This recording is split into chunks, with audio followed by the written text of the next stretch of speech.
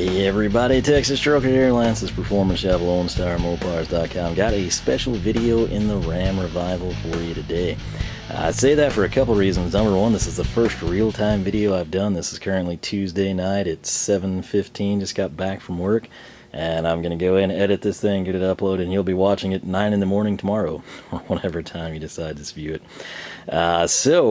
I've gotten a feedback on a lot of stuff, in particularly like, the part hauls and showcases and stuff. That's just me kind of trying to break up the monotony. A lot of you would prefer them to be quicker. I will attempt to do that in the future. Just bear with me because I have pre-recorded and edited and uploaded quite a few parts. Granted, most of that is like a real thorough walkthrough on repairs and procedures we're doing. But in the future, when we have new parts, I'll attempt to try to make that happen. Some of them are more conducive to do that. For example, if I were to get a new throttle body, I could quickly introduce that and install it at the same time. Typically, I do try to at least throw together a lot of parts, or like a lot of parts for a project, if you will. But nonetheless, all that aside, thanks so much for your feedback. I hope everyone's enjoying it. Like I said, I do from time to time try to adjust. It's just when you've got like built-in, like another 10-15 parts in advance, there's only so much you can do. So it might be a while before you see some changes, but just bear with me. It will be worth it in the end, especially this one. This video and the next video should be really fun for you. This is going to be the engine reveal. This is going to be what we did, what we have, what's sitting behind me. In part 19, if I'm counting correctly, I think 17 was released, so it should be 18 and 19. But next Wednesday's video, it'll be really quick, short, and sweet. It is going to be the dyno results. So back a while ago, we got the thing dynoed. That's an engine dyno, of course, not in the truck or anything. Based on what you see here, go ahead and feel free to make your guesses and see if you can figure out what we did. I will let you know some of the parts. I will kind of let you know some of the goals, and you can use that to kind of, deduce what you think the motor may make. So, long story short, and to recap everything if you're new, this is a 5.2 Magnum, a 318, whatever you want to call it. The latest iteration of Chrysler's OE small block, right? And what we have here is it is sitting on a dolly. And the reason for that is not because anything mechanically failed. The water pump was going out, but this is all related to rotten core plugs, rotten freeze plugs, whatever you want to call them. Front of the block, sort of up towards the water pump housing, everything is mint. It would pass for a textbook of what a perfectly maintained 20-year-old freeze plug should look like. Middle, yeah, so.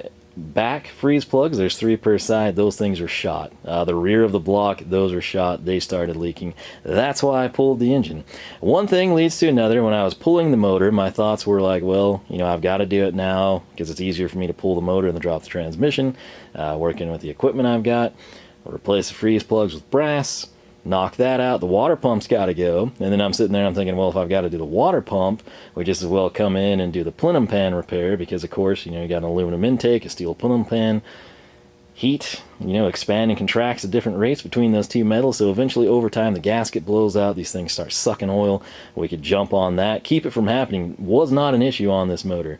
Had not yet happened, so, it would have just literally been preventative.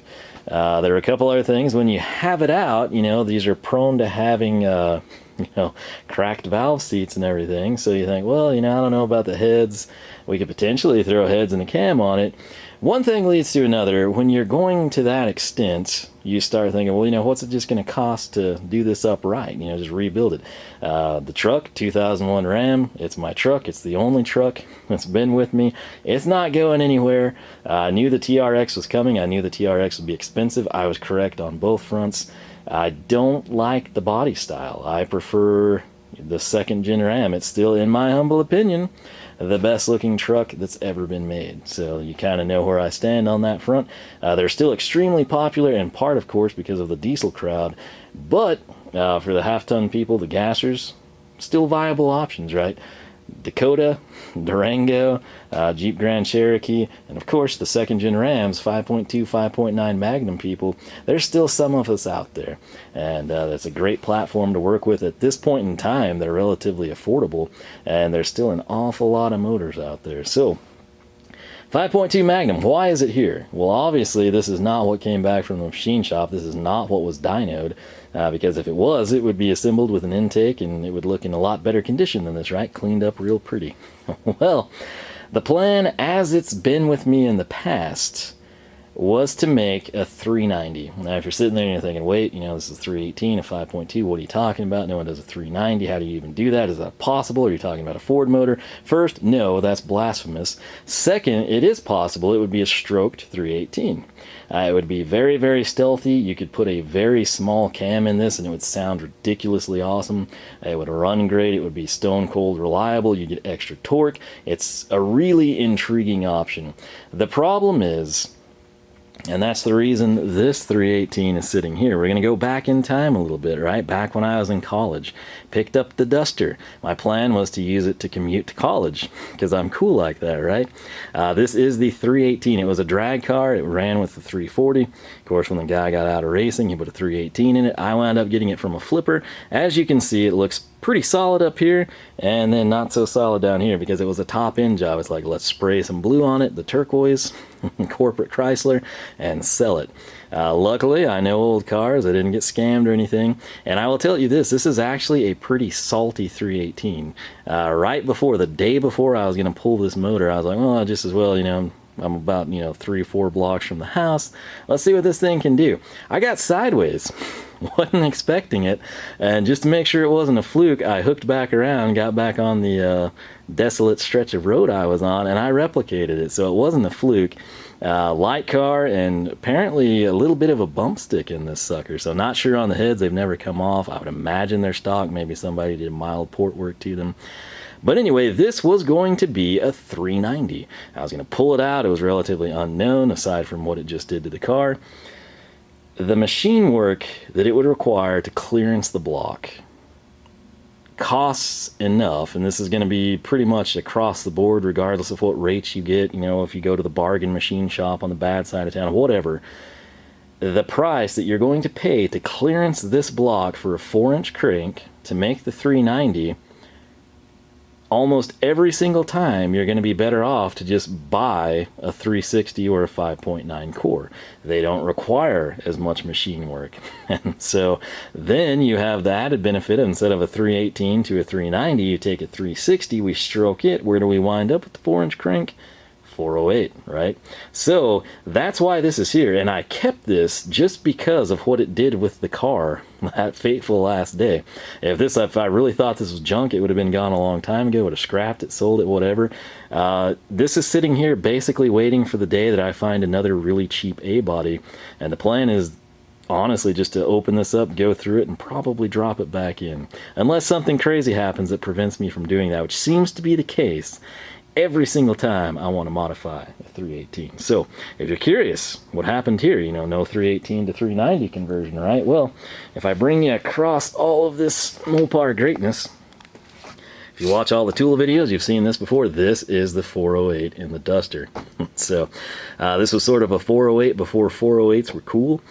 Stroker motors, just kind of catching on, and the big blocks, small blocks were still kind of not really happening. And when this was built, this sold an awful lot of 408s around town, I'll tell you that.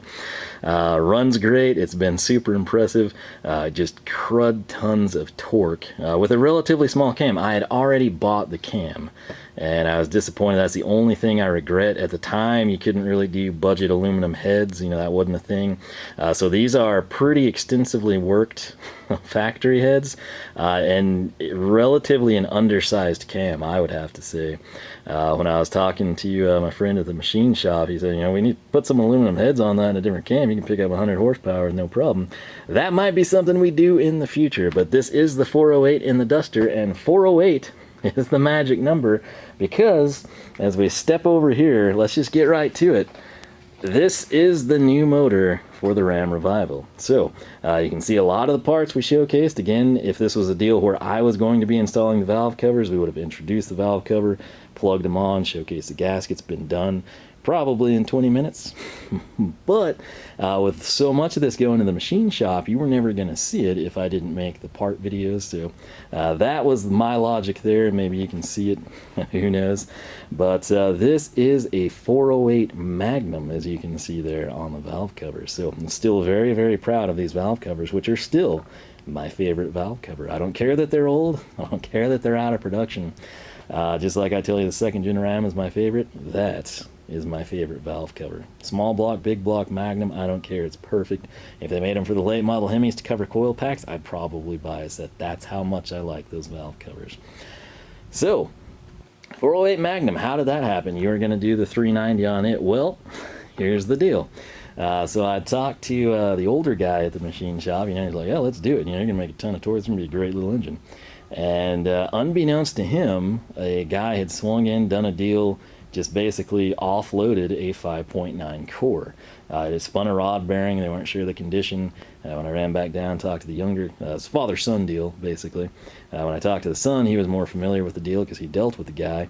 And turns out, you know, it just needed a sleeve. So I'm again faced with, do we do a sleeve, which is a really simple process, or do we take that 5.2, tear it down, do all the machine work to it, clearance it, and have a 390 and spend more money than just doing a 408. My apologies, this should not be here. That goes here on our engine stand. But anyway, that's how we wound up with a 408. So once again, loyal little me, loyal Lance, has decided to build a 318 to 390 because no one does it, and I have the 318, I have the 5.2. And I don't know if this is divine intervention, the Mopar God smiling down on me. For some reason, every time I'm going to do it, a 360 appears. So I'm not going to argue it. I'm not going to question it. I'm just going to run with it. And that's what we did. So this is the 408. This has all of the parts that you've seen. I'm trying to think of the best way to kind of walk you through this. I'm not going to reveal everything, but I will say this is a very affordable build. It's something you could do. You could go slightly smaller on the cam and the heads and make similar power. You could easily make way more power if you were to come in and put a bigger bump stick, possibly do some port work on the heads, go with trick flow, whatever. All kinds of variation to this, but this is a very solid foundation for what I believe is going to be a motor basically almost as equivalent to the OE 5.2, 5.9 in terms of, you know, lifespan. Kind of, again, that depends how hard we run it. But let's just start here, and then we'll kind of go into some of the goals for the build. So 5.2, 5.9, Magnum, anything Magnum related. We've got a vendor in Hughes. Hughes is kind of a specialist. They still deal in Magnum stuff. They specialize in it, just like Hypotech. Hypotech doesn't send stickers, or he would be here. You'll be seeing more of their parts on the top end that I've not. We showcased the rails. I haven't shown you the throttle body or anything like that, but rest assured the stuff is coming. It will be on its way. Summit Racing. That is where I have bought for years and continue to buy pretty much everything else that you don't source or is easily available. So the heads, for example, the Mopar OEM water pump, all that stuff. Everything that I use to put the stuff back together is pretty much exclusive to KC Tools, so we've got a lot of German goodness here going on. Let's see here. The stuff you have seen, you just saw the headers, which they're not showcased. They're not on the block yet. I've had several of you say that you feel sorry for me because they're going to be a pain to install. Tentative plan is to throw them on. I'll probably put it on the stand and then put the headers on and then try to drop it in, see if that works. Might save me some headache. The heads are from Edelbrock. I don't know if those are the recent decals or an ancient pair, but you know, I'm throwing it out there for them. The top end stuff, I don't know that you've seen all of the stuff yet, but we have a lot of fittings. We go with Fragola, American made. I've also got some special kind of stuff for it, and we go with hot rod fuel hose. That's kind of an independent deal. He might actually be out of Canada. Don't hold me to that. Could have a U.S. operation. In terms of the motor itself, let's give credit where credit is due. I've dealt with this machine shop for a very long time. They're Mopar people. That's what I appreciate. If you walk in and you say, hey, I've got a 383 I need you to look at, they don't assume it's a stroked small block Chevy. They assume you're talking about a 383 Chrysler. So that's how you know you're in good company, right? Little things like that. But I've had very good luck with everything they've done. Again, these are people, my cars, what I do might seem fast to a lot of people. They go way faster. They build faster motors for other people. It's always nice to take your vehicle to someone that has a faster car or faster truck or a more capable car or truck than you do, because they're not going to beat on it, okay? You could take the Duster, you know, to some shop, and I mean 9 times out of 10, they're just going to like, well, look at the burnout this thing will do. Whereas you take it to these guys, they build race motors all the time. You know, it's a nice running car. You know, they're just being nice to you. You know, but it's not like it's, you know, a 9-second street monster or something. So it's not going to be a joyride for them. It's going to be like, oh, that's a solid little street car there. So that is a perk. Now, in terms of the internals, things you are never going to see, but we're going to give credit to ARP. Pretty much every critical fastener on this build is sourced from ARP. Yes, it's expensive. Yes, it's worth it in my opinion. And again, when in doubt, go with the machinist recommendations in my opinion. So that's what we do. Crank and rods. Obviously, this is not a factory gig because it's a 4-inch crank. So we went with Eagle. We've got Eagle cranks and Eagle rods in this build. The pistons, which might I say look amazing, which again, you can't see them. But this is a relatively new company in terms of pistons. You may not have heard of them. I suggest you check them out if you got anything planned. They will work with you, do custom stuff, whatever you need done. RaceTec. Again, you'll probably see pictures of that either in this video or the next one, sort of as like a filler inspirational type of a thing. But there's some really nice looking pistons. Not going to tell you the exact compression ratio, but I'll tell you it's around 10, somewhere in that neighborhood, you know, 9.5 to 11.5. And you do the math if this runs on pump cast, right? I'll let you figure it out. Also, of course, not going to give you the particulars on the bump stick, but I will tell you it is from Comp Cams, as are the roller rockers and all of our lifters and everything. So that is the setup. That's basically what is in here. AMSOil will be run for the, you know, differential and possibly eventually for the motor oil. Who knows? Might run Castrol. It just depends. This should not be here. This is a seal for the transmission. My apologies on that. Also, yesterday I got my billet water neck from Hughes, so we can ditch that OE replacement one. But that is it. So again, I'm not going to tell you the exact cam specs, but I will say, if you want to, you know, attempt to figure this out through old forum posts or what you already know, take something that's right on the ragged edge of it might work with a factory computer.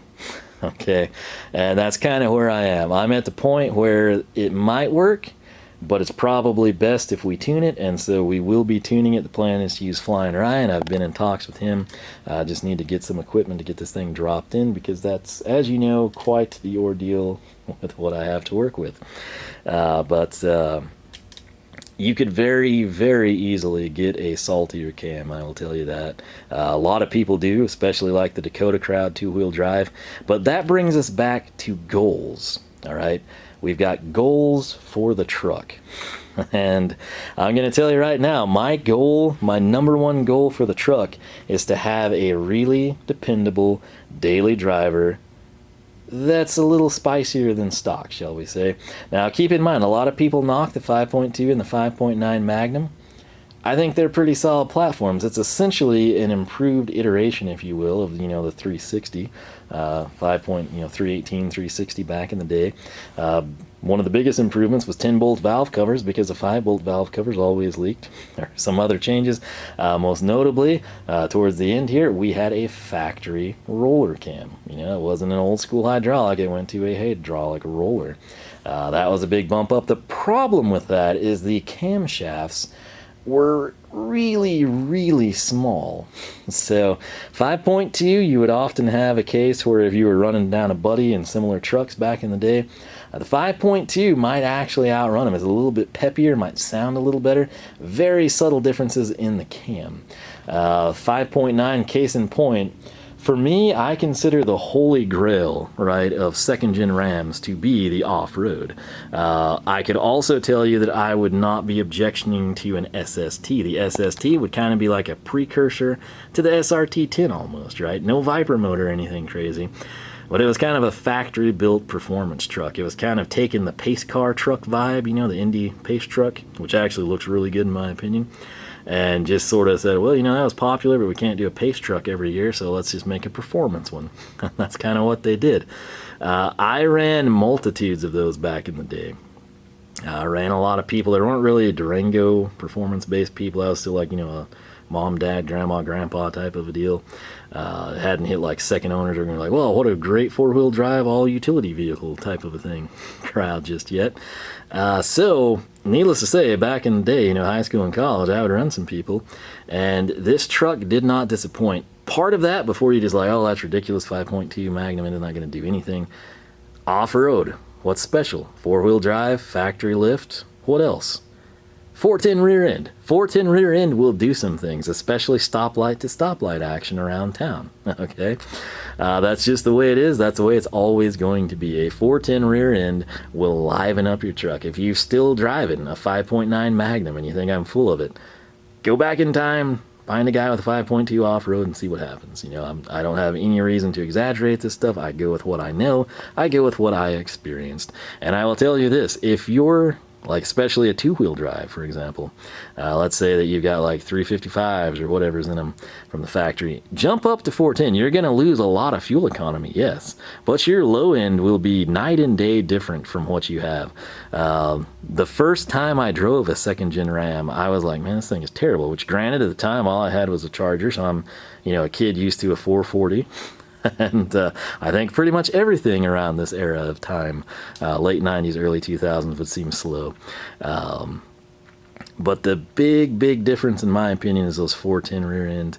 It just really gets the truck up and going, puts you kind of right in the power band for the 5.2 then, and created a pretty, for a giant, massive brick running through the sky, pretty quick little truck for back in the day. You got to realize a ton has changed. Just from the time I got the Mopar 10, you know, like a 5.7 Hemi, I was like, oh wow, you know, what are we going to do here? That same year they introduced, you know, the 2011, the inaugural edition of the 392, so your 6.4s. A couple of years after that, we've got the Hellcat from the factory. So, I mean, we went from like 375 horsepower being a big deal to, you know, it's laughed at now. It's like, it's fractions. It's not even half of what people are making now. From the factory, not modified, no bolt-ons, none of that stuff, just straight up off the factory assembly line. So things escalate, you know, that's what I'm saying. Like this truck, 5.2, if it was still assembled, going up against something modern, maybe not going to fare as well. Is it going to look better? Yeah, in my opinion. But you got to weigh that with the performance, right? So in terms of the goals, though, this is not a race truck. I don't want it to be a race truck. I don't want to go 9-second quarter miles in a second-gen Ram with stock body panels and four-wheel drive and a 410 rear end. That's not what I want to do. Similarly, I don't want to go and jump sand dunes, all right? I'm not going to go Baja race this thing. On that note, I also don't have any plans to do any crazy. It's not going to be like a dedicated river toy. It's not going to be a dedicated rock crawler. It's going to be a daily driver that's a little souped up. That's what it is. You know, this is going to be like if I had money back, you know, more money to play with. Magnum parts were very expensive. I still maintain Chrysler severely underappreciated the aftermarket performance side of things. There was never a computer upgrade for a 2001. I was sitting there waiting for it all the time. It never happened. You could get cold air intake, headers, and a catback, and everyone under the sun would sell you throttle body spacer. Past that, unless you like jump in and start doing M1 intakes, aluminum heads, and a bunch of other stuff, there was nothing. And the reason for that, they were developing the Hemi, you know, for the third gen Ram, understandable. But I feel like they just kind of forsook, if you will, the Magnum. And that was very unfortunate because, of course, all those parts could trickle over to the multitude of people who were putting 5.2 and 5.9 Magnums from wrecked Grand Cherokees and Dakotas into A, B, and E body Chrysler cars from back in the day. So it's always trickle down, you know, it's always justification. There's always things the bean counters don't think of from the enthusiast standpoint. But my goal is to have this thing back on the street, have it be dependable, just like the 5.2 was. Basically no issues outside of rotten freeze plugs, which we've eliminated that by using brass. That's right. We spent the extra, you know, 2.5 cents per freeze plug to get something that doesn't suck and rot out. Case in point right here. Kick it down. They actually got painted over, but trust me, they are brass. That was the big deal. This is the Hughes oil pan you saw me bring in, so factory deal. Again, kind of hard to find aftermarket offerings for Magnum, particularly in the truck platform. But that's it. That's what I was going for, is just a daily driver that's upgraded. So, granted, we could have done that with the 5.2. We didn't have to stroke it. We didn't have to put aluminum heads on it. But we did. My thoughts were, again, preventative maintenance, right? Totally justified. If I were to leave the factory cast iron heads, they're just a ticking time bomb at this point. We've already got it out. We're taking it apart. Why not come in, right, and just mitigate the problems, you know? Sure, you spend a little bit more money now, but you don't have to pull the motor out. You know what I'm talking about, you know? So it's one of those things, you know, you can justify it a million different ways, and that's what we did. So the Hughes Air Gap, that's another big deal. Again, essentially an Edelbrock RPM Air Gap, which is essentially the same engine as we've got in the Duster over there. So this one just, of course, will have the throttle body adapter, and that's about it. So roughly 10-to-1 compression, right? Eagle crank, Eagle rods, 408, RaceTec Pistons, you know the compression ratio, you know it's a comp cam, you know that it's pretty much right around the fringe, you know, maybe it would work with the computer, but it's better that you tune it. You know that they are Edelbrock aluminum Performer RPM heads. I'll tell you, not much was done to them, just kind of a once through. We didn't do like extensive porting or anything like that. Nothing crazy was done to the intake. This is pretty much just out of the box, bolted together, you know, after a thorough inspection, if you will, if you want to call it that. So let me know, what do you think we're going to make with the 408? The winner will receive the satisfaction of knowing they were correct. And that's pretty much all I can offer you at this point in time. But it's going to be a great motor for the truck. I can't wait to get it in there. Like I said, the dyno video will be dropping next week. I think you're definitely going to enjoy it. But again, for all of the 5.2, 5.9 Magnum people out there, for all the second-gen Ram crowd, it's a gasser. That's right, not a Cummins turbo diesel, but a gas-powered Ram. This is something for you. This is something you could easily replicate.